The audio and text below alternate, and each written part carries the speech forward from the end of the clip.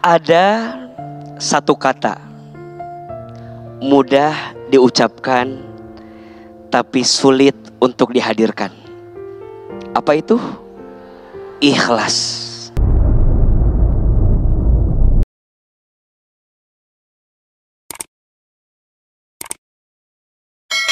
Assalamualaikum warahmatullahi wabarakatuh. Waalaikumsalam warahmatullahi wabarakatuh. Izin Ustadz, saya Aura Kasih. Saya memulai karir dari sekitar umur 19 tahun dan memulai dari nol dengan tentunya dengan proses yang sangat panjang. Dan dalam proses tersebut banyak sekali ujian yang selalu datang, apalagi saya ada di dunia entertainment ya Ustadz. Dan salah satunya adalah saya harus menghadapi perceraian yang mungkin ada sebagian yang tahu di sini, pernikahan yang sangat singkat, 1 tahun, sekitar 1 tahun kebersamaan saya bersama mantan suami saya. Dan itu bukan keputusan yang mudah, apalagi ketika kita menyadari bahwa saya harus melanjutkan hidup sebagai ibu tunggal. Yang mungkin ada beberapa orang mungkin yang sudah bercerai tetapi masih saling bisa bersama, atau mantan suaminya masih menafkahi gitu. Tapi kalau saya sebaliknya, tidak sama sekali, tetapi saya memaklumi mungkin karena rezeki masing-masing suami atau mantan suami itu berbeda ya, masing-masing beda. Jadi mungkin pas di hidup saya belum bisa seperti itu, tapi saya memaklumi itu. Ya, dan di dalam proses perjalanan itu tersebut seringkali juga saya mengalami fitnah, gosip, perkataan yang buruk dari orang-orang, terutama paling banyak itu sebenarnya dari perempuan, Ustadz. Itu sering sekali. Jadi terkadang woman, superwoman itu terkadang ada, terkadang tidak. Dan kebetulan terjadi di saya itu banyak hal yang memang perkataan-perkataan yang tidak enak itu dari perempuan biasanya. Sama seperti Ustadz tadi bilang, don't judge book by its cover. Saya mungkin di sini yang memang masih belum berhijab, itu akan jadi tolak ukur perempuan-perempuan yang memang sudah mungkin sudah berhijab. Jadi terlihatnya seperti apa ya, tidak baiklah saya gitu loh. Begitu saya sholat, saya bangkit, saya nangis, saya bangkit, saya sholat. Saya belajar sholat lagi. Setelah sekian tahun, saya berdialog sama Allah. Ya Allah, saya capek, saya gak bisa mengandalkan kekuatan saya sendiri. Boleh gak selesain aja? Itu saya dialog saya kepada Allah setiap saya sholat. Itu saya terharu banget karena kadang kita tuh sebagai manusia, ego kita terlalu tinggi Ustaz. Sehingga kita lupa, kita dikasih masalah itu bukan Allah ingin kita menderita. Tapi Allah ingin kita belajar untuk yuk saya memberikan semuanya gitu loh. Kenikmatan, ujian itu Allah yang memberikan. Kenapa kamu gak balik ke saya? Mungkin dialognya seperti itu kali ya. Di situ saya sadar, oh ya saya harus kembali lagi. Jadi kalau saya boleh curhat sedikit, pencapaian terbesar saya selama saya hidup di 38 tahun, bukan punya rumah, bukan punya karir yang bagus.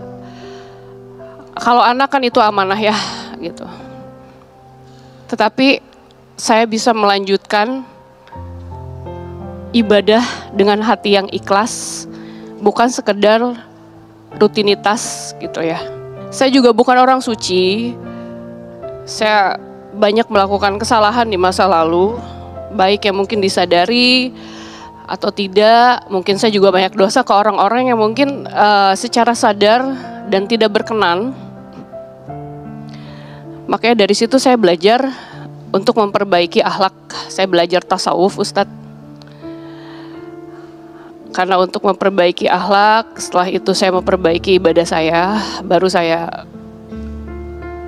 berdoa semoga istiqomah. Dan boleh minta doanya ibu-ibu ya. Istiqomah dalam menjalani kebaikan. Pertanyaan saya Pak Ustadz, setelah proses panjang selama ini, saya berpikir bagaimana sebenarnya usaha kita agar kita bisa terus menghadirkan Allah di setiap saat, bahkan dalam setiap tarikan nafas dan langkah kita. Bagaimana caranya agar hati kita tetap bersih dan sadar akan kehadiran Allah di dalam hidup kita. Karena saya yakin hidayah itu dijemput, bukan ditunggu. Itu aja Pak Ustadz. Terima kasih. Assalamualaikum warahmatullahi wabarakatuh. Waalaikumsalam warahmatullahi wabarakatuh. Baik, kan Teh Aura juga sebagai single mom dianugerahi oleh Allah 1 anak. Tidak mudah melewati ujian hidup menjadi seorang single mom. Mungkin juga ini pesan untuk semua pemirsa di luar sana yang barangkali ada yang juga single mom. Apa nih semangat atau motivasi Teteh untuk semua single mom di luar sana? Itu susah sekali menjalankannya, tapi setelah bisa dilewati, itulah level tertinggi dari memaafkan, yaitu ikhlas. Bunda, ada satu kata mudah diucapkan tapi sulit untuk dihadirkan. Apa itu? Ikhlas. Belajarlah ikhlas dari surat Al-Ikhlas. Namanya surat Al-Ikhlas, tapi di dalamnya tidak ada kata-kata ikhlas. Itulah ikhlas. Maka percayalah bahwa Allah tidak mungkin menempatkanmu di posisi hari ini sebelum engkau melewati semua yang sulit sebelum ini. Betul? Kadang manusia itu harus dibentur agar dia dibentuk. Kadang cara Allah mencintai kita itu, kadang Allah mengambil apa yang kita cintai. Agar apa? Agar Allah mengembalikan hati seorang hamba yang kemarin pernah lupa dengan cintanya kepada Allah. Sengaja Allah ambil cinta kepada apapun agar dia kembali kepada Allah. Maka siapa orang yang paling bahagia? Orang yang dia pernah terjatuh. Orang yang dia pernah terpatah. Orang yang dia pernah terluka. Semua patahan lukanya menjadikan dia makin dekat dengan Allah. Itu orang yang paling bahagia. Jadi kalau kita pernah kecewa dengan manusia, jangan cari manusia lagi. Kalau kita pernah kecewa dengan dunia, jangan cari dunia lagi. Tapi saat kita kecewa dengan manusia dan dunia, sudah saatnya cari siapa? Allah. Hanya Allah yang tak akan pernah menyakitimu. Hanya Allah yang tak akan mengecewakanmu. Hanya Allah yang tak akan pernah mengkhianatimu. Hanya Allah yang paling tahu seperti apa isi hatimu. Nyatanya berharap kepada manusia lebih banyak sakit hatinya. Belajar ridho menerima atas semua sakit yang kita rasakan dari manusia. Taubat kepada Allah. Karena Allah menunggu taubatnya manusia. Ya ayyuhalladzina amanu tubu ilallahi taubatan nasuha. Wahai orang-orang yang beriman, kembalilah kepada Allah dengan taubat yang sungguh-sungguh. Dan ingat, sesungguhnya Allah mencintai orang yang banyak dosa, kemudian dia bertaubat, daripada orang yang soleh sedangkan dia merasa tidak punya salah dalam hidupnya. Ada 4 dosa orang yang punya dosa yang tanpa sadar itu dosa. Ada berapa?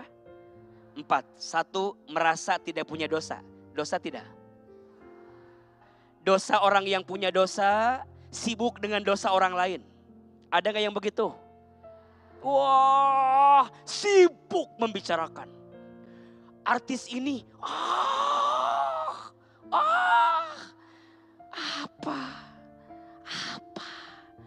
Gunanya apa? Bunda, punten ya. Orang yang punya sosmed, baca komenan bunda yang menyakitkan. Dosa tidak? Dia baca, dia sakit hati. Punten. Selama sakit itu masih dia simpan dan bunda belum minta maaf, maka nanti di hari kiamat ada yang namanya muflis. Apa? Muflis. Siapa orang muflis? Orang yang bangkrut. Siapa orang yang bangkrut? Orang yang ketika nanti hari kiamat membawa pahala sholat, membawa pahala puasa, membawa pahala baca Quran. Tapi di belakang dia ada orang yang menyampaikan kepada Allah, ya Allah, terima puasanya, terima sholatnya, terima baca Qurannya. Tapi dia pernah menghina saya, dia pernah menghujat saya, dia pernah nyinyir sama saya, dia pernah julid sama saya. Ya Allah, terima pahala sholatnya, tapi pindahkan kepada saya. 3, orang yang punya dosa, orang yang tidak mau bertobat dari dosa. Betul? Dan yang keempat, orang yang ragu dengan ampunan Allah. Sebanyak apapun dosamu, ampunan Allah lebih luas daripada dosamu. Maka izin ya, jangan mengungkit kesalahan di masa lalu. Semoga ada kebahagiaan setelah badai yang datang dalam kehidupan kita.